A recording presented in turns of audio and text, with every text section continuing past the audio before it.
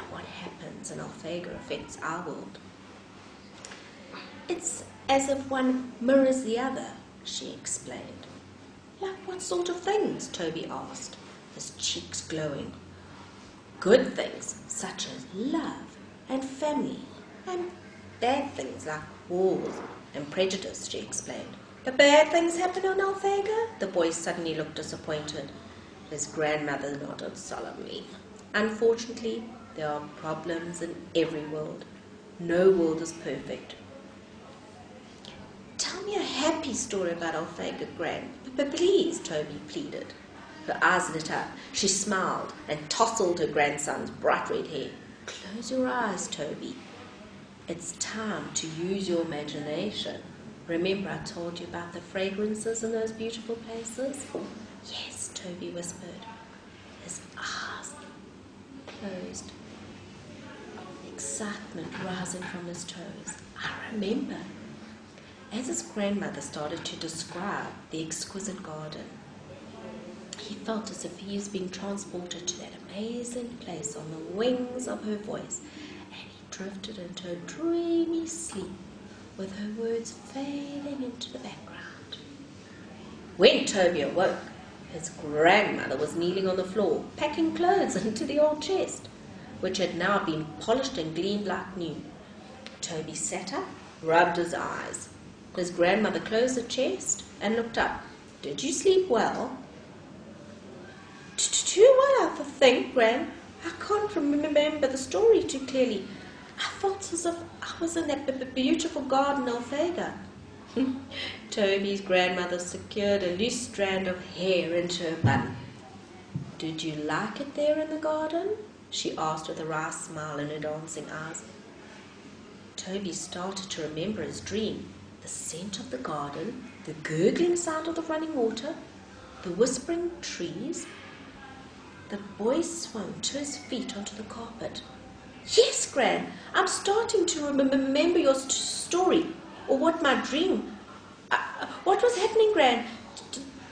Did you tell me a story, or did I dream some of it? Nothing is as it seems. You'll figure it out, she teased, her eyes twinkling mischievously. Perhaps you actually went to the garden. Gran, that's impossible. Is it really? She asked, with her eyebrows raised. Incidentally, your mother called while you were sleeping. It's time for you to go home, Toby. Dinner is almost ready. Toby stood up and put on his raincoat. Tomorrow is Sunday, Gran. Please can I come back to hear more about Alphega? He asked. She kissed him lightly on the cheek. Of course you may, my dear boy. Run along now. Don't keep the family waiting. Late that night, long after the Trotter family had gone to bed, Toby heard Tara practicing her violin. Irritated by the high-pitched screeching sound, he placed a pillow over his head and tried to remember the garden. The blister of a sister, he muttered under his breath. With irritation, he rolled over and tried to sleep. Tomorrow, Gran will explain more about Alphega. With thoughts of the garden swarming around his mind, he eventually fell asleep. It was still dark when his mother shook him awake. Toby, wake up, she called in an anxious voice. Toby rubbed his eyes and looked into his mother's tear-stained face. Mum, what is it? Suddenly his heart was pounding as he sat up. It's Gran. Toby's heart froze and panic gripped him. Gran? What about her? She's been taken to hospital, Toby. I had to wake you.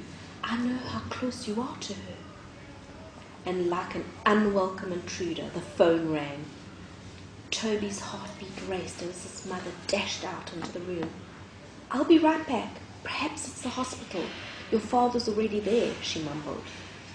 Toby got up and followed his mother to the telephone. She spoke in monosyllables and remained expressionless. When she replaced the receiver, she turned to face her son, face pale. Toby, I'm so sorry, she whispered as she moved across the room towards her young son and placed her arms round his shoulders. No, Mum, please don't tell me she's... Gail Trotter cradled her son's face in her hands. I'm so sorry, Toby. Your Gran slipped away. She died peacefully, his mother whispered as a tear slid down her cheek. What happened next, Toby could not say for sure. Years later, he thought back to that dreadful morning. He could never quite remember the exact sequence of events. It was all so hazy. Days later, there was a funeral, and for the first time in his life, he felt closer to his sister.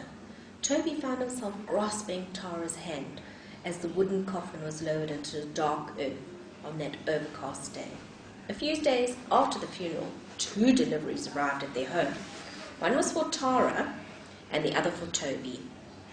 Mr. Trotter came into Toby's room, struggling under the weight of the huge crate. Your grandmother wanted you to have this, he told his son. Mr. Trotter then carried a smaller crate into Tara's room. She was lying face down on her bed, sobbing. Mr. Trotter stroked his daughter's hair for a long time, then left the room quietly, closing the girl's bedroom door, allowing her time to be alone. Later that day, the family gathered around Tara as she opened her crate.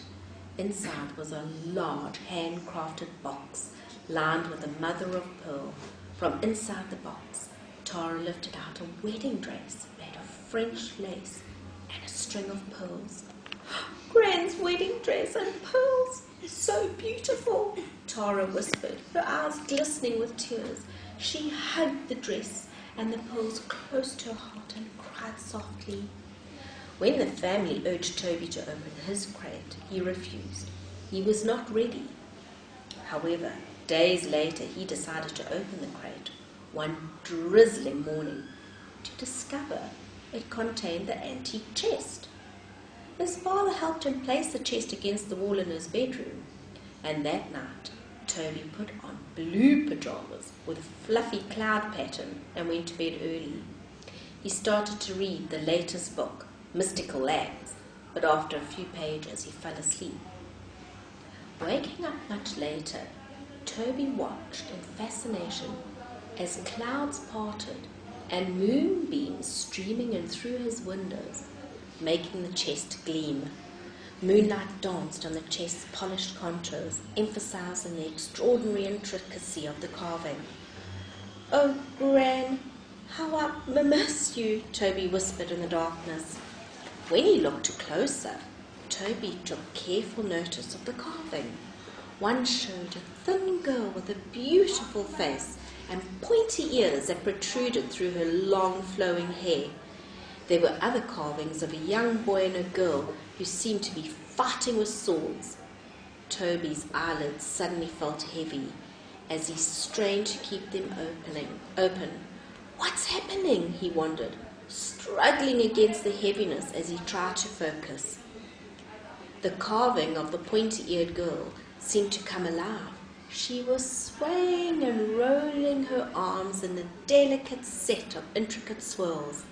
Then he heard strange, haunting music, like ancient flute tunes. Suddenly the room was ablaze with a brilliant light that radiated from the chest. The girl was calling him.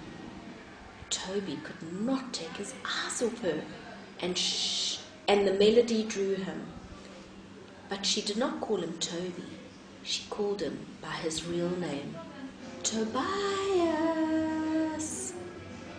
Gone was all fear from the boy, and he felt compelled to heal the girl's earnest call.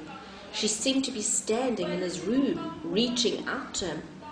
"Tobias, Tobias," she sang softly, beckoning with her swirling arms. "Save me. Please save us. Tobias, save us all. We need your help. Please, Tobias, come and save us," she pleaded. Then, as if in a dream, yet half awake, Toby walked across to the chest. He lifted the lid and climbed inside. Overwhelmed by the scent of lavender soap, he started sinking through the layers of the soft fabric. Down, down, down he slipped deeper and deeper. First he felt fine, thin lace brush against his face like giant cobwebs. Next, he felt the rich warmth of velvet garments. As he slid through the silk garments, he slipped even faster through the shiny fabric.